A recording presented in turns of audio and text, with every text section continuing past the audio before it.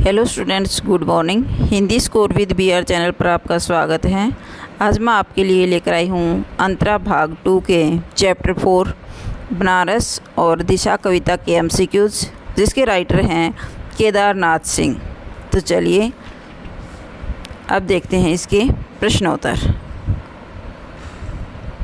अंतरा भाग 2 यानी क्लास 12 के चैप्टर 4 बनारस और दिशा कविता, जिसके राइटर हैं केदारनाथ सिंह। बनारस कविता के रचयिता कौन हैं? तो बनारस कविता के रचयिता हैं केदारनाथ अग्रवाल या फिर केदारनाथ सिंह। कविता में किस परिवेश का चित्रण हुआ है? कविता में बनारस कविता में किस परिवेश का चित्रण हुआ है? तो बनारस कविता में सांस्कृतिक और सामाजिक परिवेश का चित्रण किया गया है। दस अश्वमेध घाट पर या फिर दशा अश्वमेध घाट पर पड़े अंतिम पत्थर की क्या स्थिति है? दशा अश्वमेध घाट पर पड़े अंतिम पत्थर की स्थिति, पत्थर मुलायम हो गया है। घाट पर बैठे बंदरों की क्या दशा है? घाट पर बैठे बंदरों की आंखों में विचित्र सी नमी दिखाई देती है। एक अजीब सी नमी है पंक्ति में अलंकार कौन सा है? अजीब सी, सा सी सम सरिस उपमा अलंकार है। एक अजीब सी नमी है में उपमा अलंकार है। किस शहर की विशेषताओं को उजागर किया जा रहा है? बनारस शहर की विशेषताओं को उजागर किया जा रहा है। कवि ने बनारस को किसका शहर माना है? कवि ने बनारस को श्रद्धा, भक्ति और आस्था का शहर माना है। ज्योति की लपटों और धुएं से गंगा जल में क्या बन जाते हैं? ज्योति की लपटों और धुएं से गंगा जल में स्तंभ बनते हुए प्रतीत होते हैं। चारों ओर किसकी सुगंध आती है? तो बनारस के चारों ओर आरती की सुगंध आती है। केदारनाथ सिंह का जन्म कहाँ हुआ था? केदारनाथ सिंह का जन्म बलिया, उत्तर प्रदेश में हुआ था। निम्न में से कौन सा केदारनाथ सिंह का काव्य संग्रह है? अभी बिल्कुल अभी, जमीन पक रही है, यहाँ से देखो, उपर्युक्त सभी केदारनाथ के ही काव्य संग्रह हैं। किस कृति पर केदारनाथ सिंह को साहित्य अकादमी पुरस्कार सन 1989 को प्राप्त हुआ था? तो वो कृति थी अकाल में सार्स। बनारस शहर में अचानक क्या आता है? बनारस शहर में अचानक बसंत आता है। बनारस शहर में बसंत किस दिशा में आता है? बनारस शहर में बसंत लहरतारा या मड़वाड़ी की तरफ से आता है। बनारस में बसंत के आगमन पर क्या उठता है? धूल का एक बवंडर जो है वह सुख बुगाता है। उपर्युक्त पंक्ति में सुख बुगाने का क्या तात्पर्य है? सुख बुगाने से तात्पर्य है जागरण या जागने की क्रिया। मोस्ट इम्पोर्टेंट क्वेश्चन है, घाट का आखिरी पत्थर कुछ और हो गया है। तो घाट का आखिरी पत्थर कुछ और मुलायम हो गया है। एक अजीब सी चमक से भर उठता है क्या? भिखारियों की कटोरों का खालीपन। जैसे श्रद्धालु मंदिर में आते हुए दिखाई देते हैं, तो भिखारियों के कटोरों का खालीपन उन्हें एक चमक से भर देता है, क्योंकि यहाँ श्रद्धालु आएंगे, दर्शनार्थी आएंगे और कुछ न कुछ हमारे भीख के कटोरे में भी कुछ न कुछ डालेंगे। तुमने कभी देखा है खाली कटोरे में क्या उतरता है? खाली कटोरे में बसंत का उतरता हुआ, बसंत का उतरना महसूस होता है। जब भिखारियों के कटोरे में कुछ सिक्के डलते हैं तो उन्हें ऐसा प्रतीत होता है कि बसंत का उतरना प्रतीत हो रहा हो।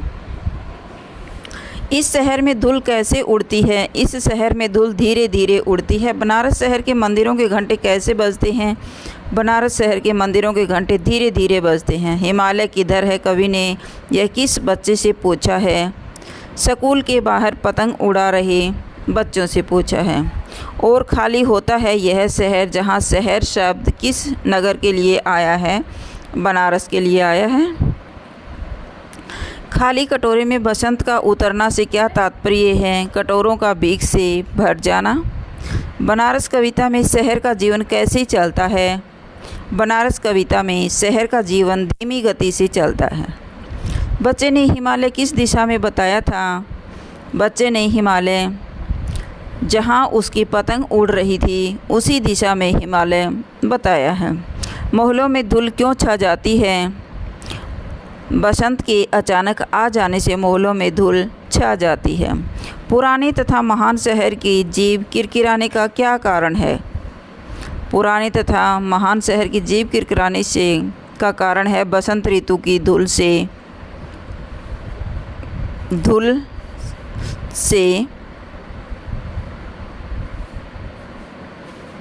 ऐसा प्रतीत हो रहा है जैसे जीभ किरकिरा रही हो। बनारस शहर में बसंत आता है अचानक से। घाट की सीढ़ियों पर बैठे बंदरों की आंखों में नमी आने का क्या कारण है? बसंत आगमन के कारण लोगों की आवाजाही बढ़ जाती है, जिसके कारण उन्हें बंदरों को भी कुछ न कुछ खाने के लिए मिलता रहता है। बनारस में प्रत्येक कार्य एवं गतिविधियों का धीरे धीरे होना किसका बोधक है? बनारस की सामूहिकता का बोधक है। बनारस की गतिविधियां सामूहिक रूप से शहर को किस प्रकार बांधे रखती है? बनारस की गतिविधियां सामूहिक रूप से मजबूती से बांधे रखती है। बनारस शहर आधा मंत्र में कब दिखाई देता है? बनारस शहर आधा मंत्र में मंत्रों उच्चारण के समय दिखाई देता है। बनारस शहर में किस आरती के विषय में उल्लेख किया गया है? गंगा घाट पर सायंकालीन आरती का वर्णन किया गया है। आधा शब्द का क्या तात्पर्य है? अधिकांश जनों की प्रत्येक गतिविधियों में उपस्थित होना। बनारस शहर किसका प्रतीक है? बनारस शहर आध्यात्मिकता का प्रतीक है। आदमी के हाथ स्तंभ की भांति कब खड़े हो जाते हैं? सूर्य को अर्घ्य देते समय आदमी के हाथ स्तंभ की भांति खड़े हो जाते हैं। बनारस शहर में प्रत्येक व्यक्ति कैसे खड़ा है? आस्था के संबल पर खड़ा है। राख के स्तंभ से क्या तात्पर्य है? शवों को राख के स्तंभ से तात्पर्य है शवों की राख के ढेरों से है।